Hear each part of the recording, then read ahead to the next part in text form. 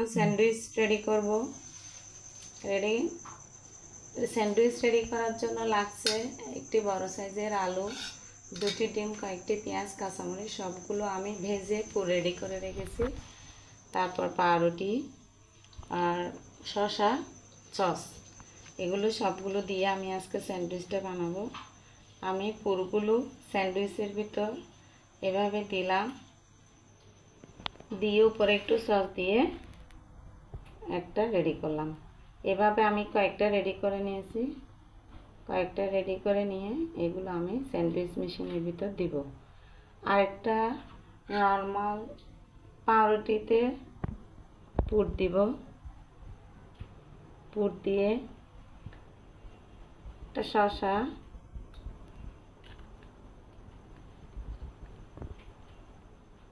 আর একটু সস দিব। এভাবেও স্যান্ডউইচ করা যাবে।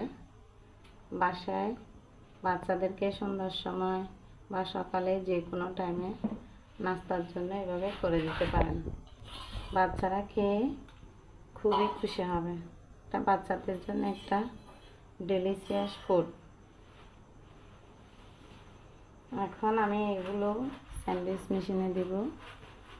স্যান্ডউইচ মেশিনে দিলে এগুলো মুসমুসে পাউরুটি স্যান্ডউইচ তৈরি হয়ে যাবে।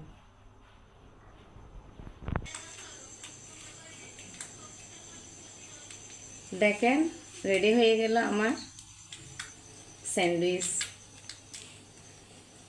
এটা আমাদের আজকের নাস্তা।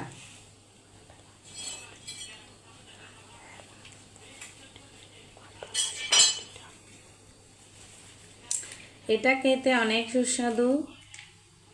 বাচ্চাদেরকে করে দিলে নিমিষেই খেয়ে ফেলবে। আর এখানে পুরটা অসাধারণ, পুরটা অসাধারণ। আলু, ডিম, কাঁচামরিচ আর পেঁয়াজ, কয়েকটা পেঁয়াজ। বাচ্চাদের জন্য আপনি চাইলে কাঁচামরিচ নাও দিতে পারেন, একটু হালকা করে মরিচ দিবেন। এভাবে রেডি করলে, বাচ্চাদেরকে রেডি করে দিলে বাচ্চারা নিমিষেই সব খেয়ে ফেলবে, কোনো রকম আর বায়না করবে না। স্যান্ডউইচটা খুবই সুস্বাদু। বাসায় আপনারা ট্রাই করে দেখবেন। একটা আমি স্যান্ডউইচ মেশিনে দিয়ে করে মুসমুসে করে নিছি, আর একটা নর্মাল পাউরুটিতে পুর দিয়ে শসার স্লাইস দিয়ে একটু সস দিয়ে এভাবে ডেকোরেট করে দিলাম। এগুলোও এভাবে নর্মাল খাওয়া যাবে। আর এগুলো আমি স্যান্ডউইচ মেশিনে করে